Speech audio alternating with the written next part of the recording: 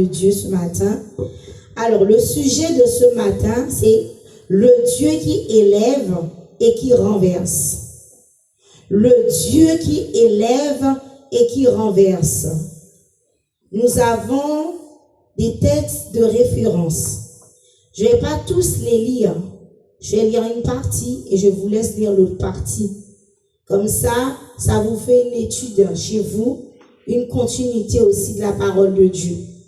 Alors nous allons explorer ensemble le livre d'Esther, chapitre 6 et le chapitre 7. Alors je précise, le Dieu qui élève et qui renverse. Juste avant d'entamer le chapitre 6, moi j'aimerais prendre un petit bout un passage plutôt dans le chapitre 5, Esther, chapitre 5, versets 9 à 14. Dans un premier temps, nous allons lire cette partie-là. Haman se prépare à frapper Mardochée. Haman sortit ce jour-là, joyeux, le cœur content. Mais lorsqu'il vit à la porte du roi Mardochée, qui ne se levait ni se remuait devant lui, il fut rempli de colère contre Mardochée. Il sut néanmoins se contenir. Et il alla chez lui. Puis il envoya chercher ses amis, Zérès, sa femme. Haman leur parla de la magnificence de ses richesses, du nombre de ses fils, de tout ce qu'il avait fait, de tout ce qu'avait fait le roi pour l'élever en dignité, et du rang qu'il lui avait donné au-dessus des chefs et des serviteurs du roi. Et il ajouta, je suis même le seul que la reine Esther ait admis avec le roi au festin qu'elle alla faire. Et je suis encore invité pour demain chez elle avec le roi. Mais tout cela n'est d'aucun prix pour moi. Aussi longtemps je verrai Mardochée, le juif, assis à la porte du roi.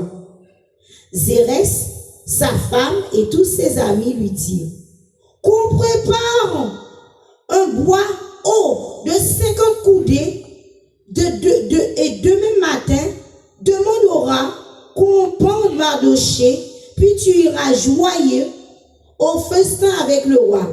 Cet avis plut à Haman et il fit préparer le bois. Alors ça c'est vraiment, vous connaissez tous l'histoire d'Esther, comment Esther est arrivée à la royauté, une jeune femme juive que Dieu a utilisée pour un temps qui allait être vraiment ce temps-là. Des fois, Dieu t'envoie dans un pays, Dieu t'envoie dans une ville, Dieu t'envoie parmi une nation pour quelque chose.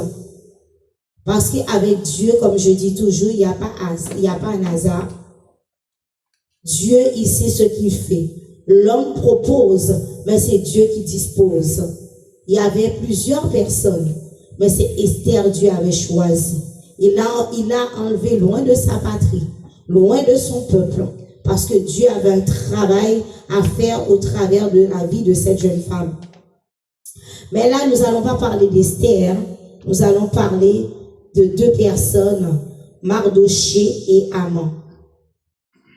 Les livres d'Esther nous racontent bien plus qu'une histoire triste. Il nous montre que Dieu voit tout, qu'il est juste. Il agit au bon moment pour faire du bien à ceux qui font le bien et arrêter ceux qui font le mal. Dans l'histoire de Mardochée et Haman, on découvre deux vérités. Dieu honore les gens humbles et il fait tomber les fiers.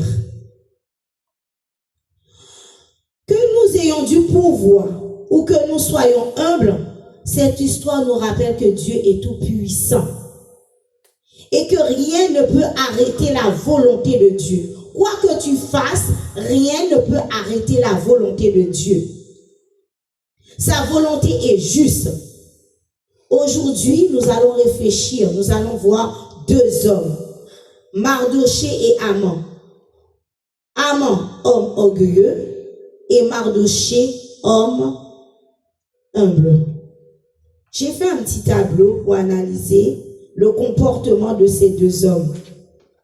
Mais je ne peux pas ne pas lire une petite partie aussi dans le verset 6, le chapitre 6, avant de comparer la vie de ces deux hommes. Parce que je voulais vraiment, moi je me suis arrêtée, depuis quelque temps le Seigneur m'a orientée vers ce livre. Cette nuit-là, chapitre 6, le roi ne put pas dormir. Il se fit apporter le livre des annales, les chroniques. On les lut devant lui.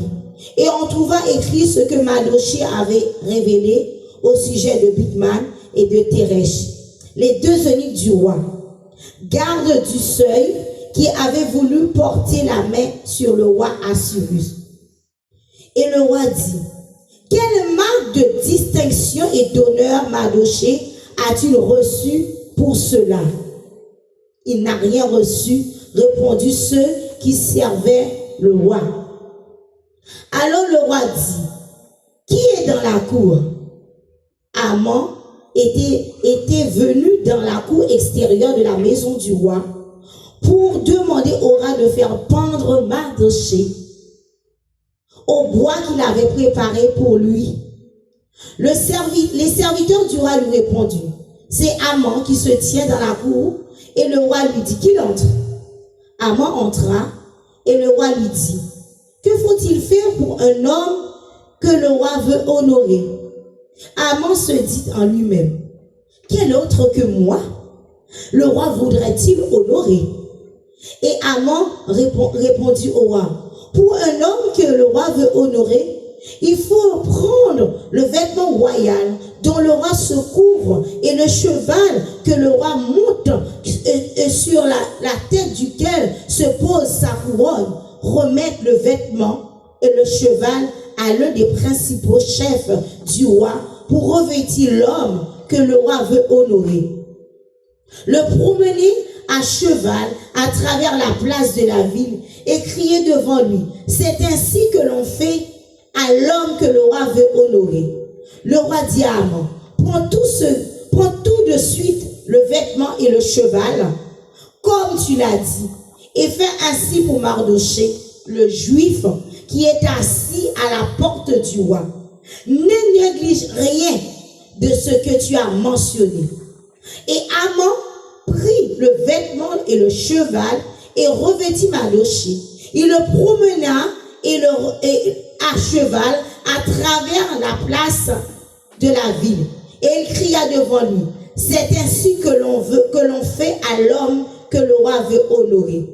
Mardoché retourna à la porte du roi et Haman se rendit en hâte chez lui, désolé, la tête voilée.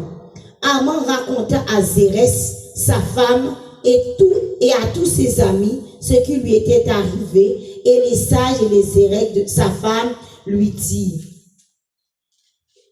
si Mardoché devant lequel que tu as commencé de tomber est de la race des Juifs, tu ne pourras rien contre lui, car tu tomberas devant lui comme il lui parlait encore. Les eunuques du roi arrivèrent et conduisirent aussitôt Haman au festin qu'avait préparé Esther. Voilà un homme qui déteste quelqu'un. Voilà un homme qui n'aime pas une autre personne pour rien. Pour une histoire ancestrale. Quelque chose qui s'est passé. Voilà que vraiment cet homme, lui, voyez des fois quand Dieu vous demande de faire certaines choses, on fait la chose à moitié, il y a des répercussions. Mardoché souffre à cause des erreurs de ses pères. Haman le déteste parce qu'il est un des fils de ces hommes que Dieu avait demandé il y a quelques années que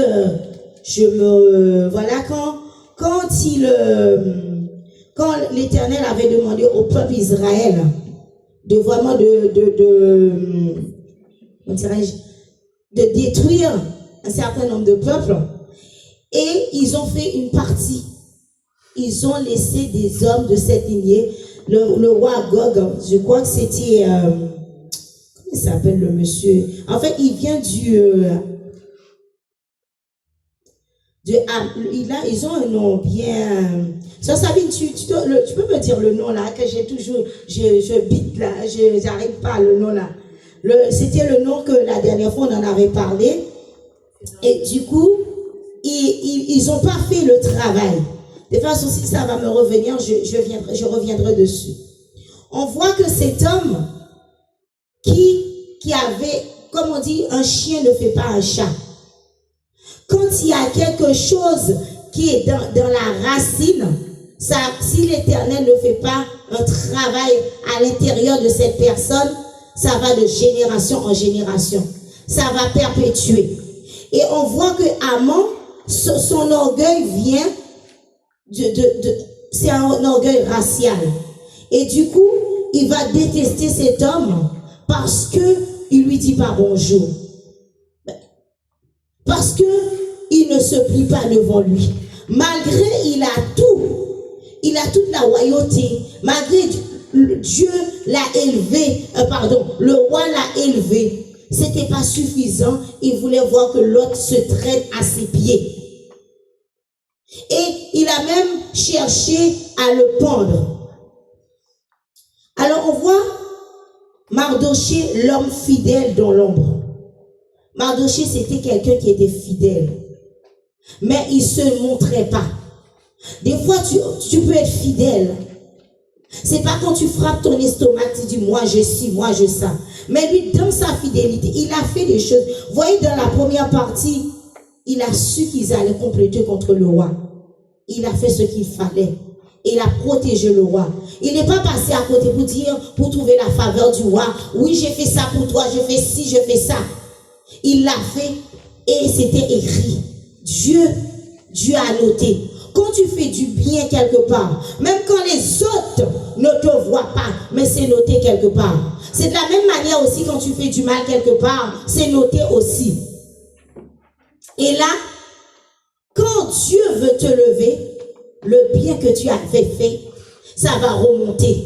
On voit que là, la nuit, le roi ne pouvait pas dormir parce que l'heure de la victoire, comme le serviteur a chanté, et de la vérité a sonné. Quand l'heure de la victoire a sonné, quand l'heure de la vérité a sonné, même quand tu étais au fond, même quand tu avais fouillé comme Jérémie, on l'avait enterré dans un trou, mais même quand tu es enterré dans un trou, quand ton heure est arrivée, personne ne peut t'arrêter. Personne ne peut t'arrêter. Mardochée, son heure est arrivée. La fin de sa souffrance était arrivée. La fin de son humiliation était arrivée. La fin de ce piétinement était arrivée. Eh bien, on va voir comment Dieu va intervenir. Et c'est son ennemi même qui va prendre sa place. On voit Mardochée était un homme c'était pas un homme de grande position au départ. Il n'avait pas une grande position. Il ne cherchait pas sa gloire. Mais il agissait avec intégrité et fidélité. En sauvant la vie du roi Assuérus. Esther 2, versets 21 à 23. Il a démontré son courage et son obéissance. Sans attendre honneur en retour. Il y a des fois, nous, êtres humains, dès qu'on prend cette plante-là, on dépose là, on veut que tout le monde nous honore, on veut que tout le monde nous élève, on veut que tout le monde nous scie. Ça peut arriver, ça passe sur silence. Ça peut arriver, mais ça ne veut pas dire c'est pas noté quelque part. Mais nous, dès qu'on voit pas, on tape pas les mains, on se dit, ah, c'est pas bon, c'est fini. Oh, personne ne s'occupe de moi. Est-ce que Dieu t'a dit ça, toi? Mais lui, il avait fait. On voit cependant, les choses qui se passent dans l'obscurité, on ne le voit jamais. C'est par exemple dans l'église, des personnes qui balaient, on ne voit jamais les gens qui balaient dans l'église. Les personnes qui balaient l'église, on ne les voit pas. Hein? Les personnes qui se sacrifient pour que l'église reste debout, on ne les voit jamais. On voit seulement ceux qui sont devant. Mais il y a des gens qui font des sacrifices. Je me souviens, il y a un moment donné, pour entrer dans cette salle, il y a des gens qui ont fait des sacrifices. Mais on ne les voit pas. Il y a des gens, des fois, quand la fin du mois arrive, qui laissent leur facture et qui payent. On ne les voit pas. Mais derrière, ils ont des dépassements bancaires. Mais ils ne viennent pas dire, oui, j'imagine. On voit seulement ceux qui sont devant. Il y a des gens qui jeûnent, qui intercèdent. On ne les voit pas. Mardochée faisait partie de ces hommes. Il y a des fois où on est dans une assemblée. Ceux qui travaillent dans l'ombre est le plus méprisé. On voit toujours ceux qui sont à la lumière du jour. Combien de pasteurs ont fait des AVC? Combien de familles de pasteurs souffrent? Combien des enfants de pasteurs souffrent? Parce que le pasteur est tellement occupé à soigner les bourreaux. Et il travaille dans l'ombre. Il travaille dans l'ombre. Mardochée était cet homme. Mardochée était cet homme. Je ne vais jamais oublier l'histoire de cette femme qui est partie faire le travail de Dieu.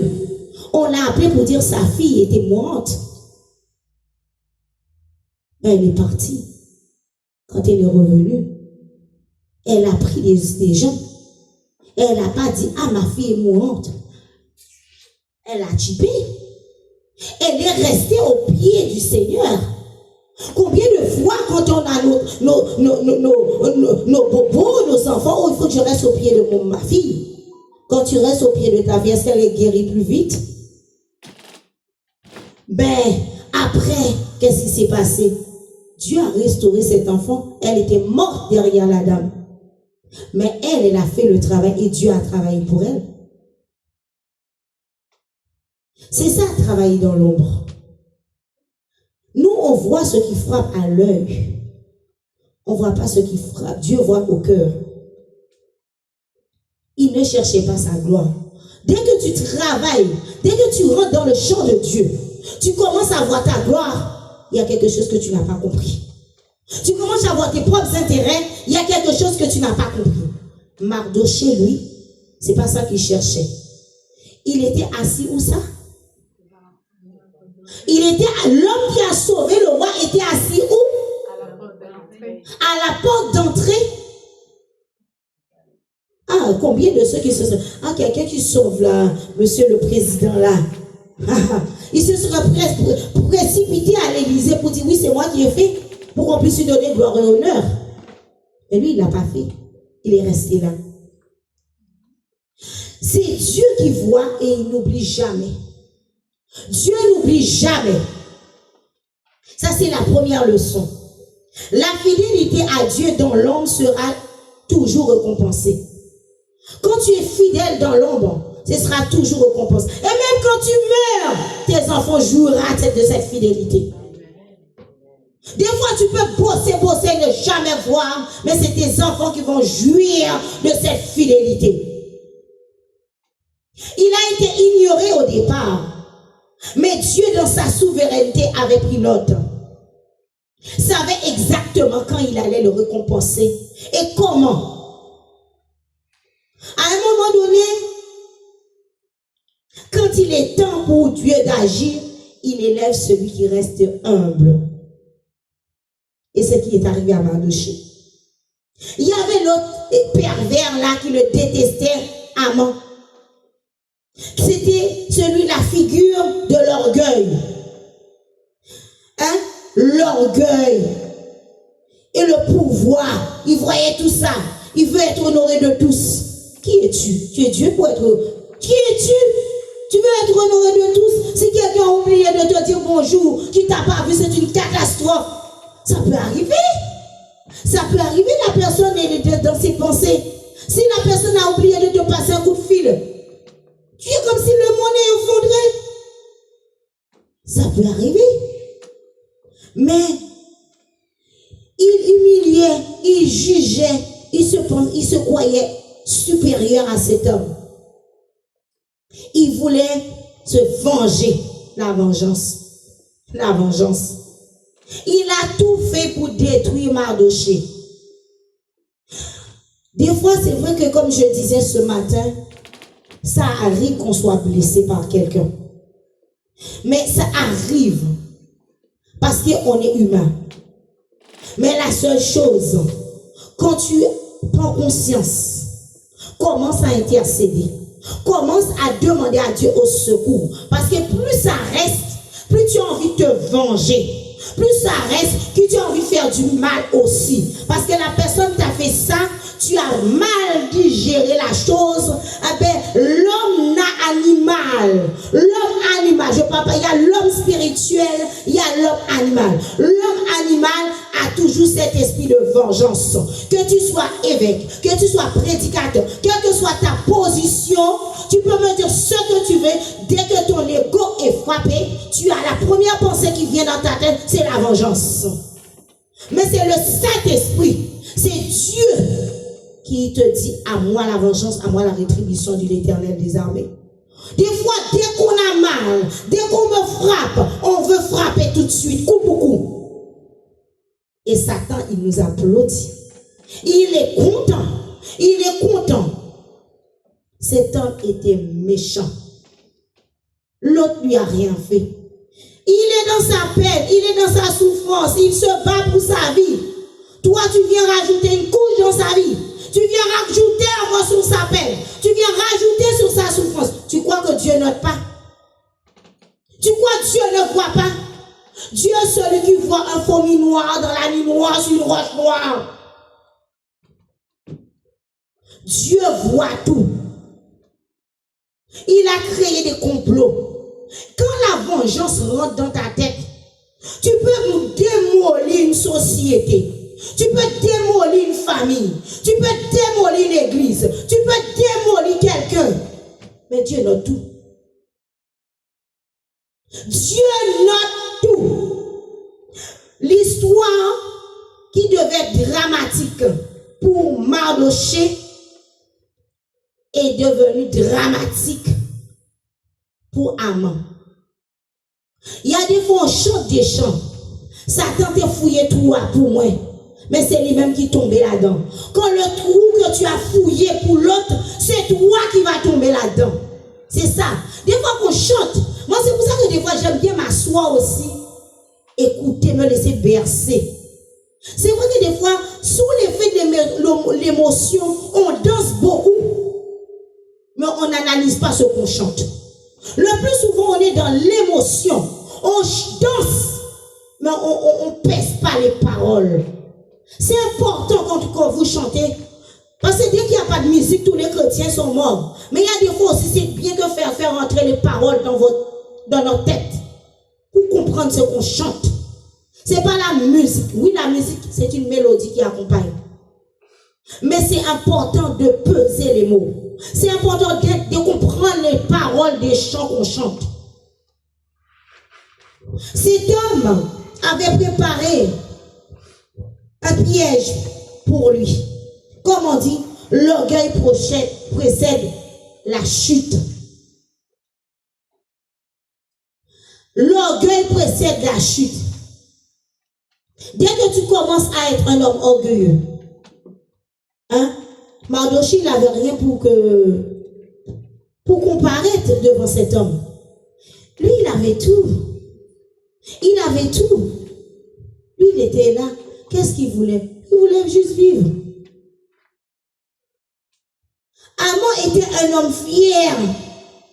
Il croyait que son pouvoir et sa position étaient infaillibles. Mais Dieu renverse les plans des orgueilleux. Haman pensait être victorieux. Il avait déjà préparé son coup. Mais Dieu a renversé les situations. Combien de fois l'adversaire prépare des coups pour toi? Des fois même, c'est pour ça que je te dis, toi, attention, ne sois pas une porte ouverte pour l'adversaire. Ne sois pas une porte ouverte. Parce que le plus souvent, l'adversaire utilise ceux qui sont autour de nous pour nous faire du tort. L'adversaire utilise ceux qui sont autour de nous pour nous renverser. Ne soyons pas des portes ouvertes à l'ennemi. Parce que Dieu résiste aux orgueilleux, mais il élève les humbles. Soyons des hommes et des femmes humbles. Soyons de ceux qui travaillent non pas pour notre gloire, mais pour la gloire de Dieu. Arrêtons de jalouser. Arrêtons de comparer. Arrêtons. Soyons des hommes et des femmes humbles. Cet homme, il avait préparé beaucoup de choses, mais rien. Dieu a renversé la situation. La main de Dieu agit dans cette histoire. Et vous voyez dans l'histoire de Mardochée et d'Esther, on ne voit pas Dieu, on ne parle pas de Dieu. Quand vous allez prendre, c'est un livre qui est très court. Dieu, il est omniprésent. Il n'est pas cité. Est-ce que vous voyez? Mais pourtant, il est là. Il est là. Des fois, on ne voit pas, mais il agit. Dieu intervient, pas forcément dans les grands événements uniquement. Hein. Des fois, on attend qu'il y ait quelque chose d'extraordinaire mais il intervient subtilement, succinctement. Dieu intervient. L'élévation de Mardochée. Regardez comment Dieu va élever cet homme. Et l'autre qui vient, qui pensait quand le roi lui demande qu'est-ce qu'on peut faire pour un homme que le roi veut honorer, il pensait que c'est lui que le roi allait honorer. Il a demandé que des choses selon son avantage. C'est que des choses pour lui. Et lorsqu'il a regardé, c'est lui qui va faire ça pour Mardochée. Quelle victoire! C'est ça. C'est ça. C'est Mardochée qui n'avait rien demandé, qui a eu toute cette gloire. C'est lui que Dieu a élevé ce jour-là. Parce que l'heure de la victoire et de la vérité était arrivée. Il a renversé la situation. Il a renversé. Dieu n'est pas éloigné de nos vies. Hein. Dieu n'est pas éloigné de notre situation. Il y a des fois, Dieu permet une situation, c'est pour une raison bien précise.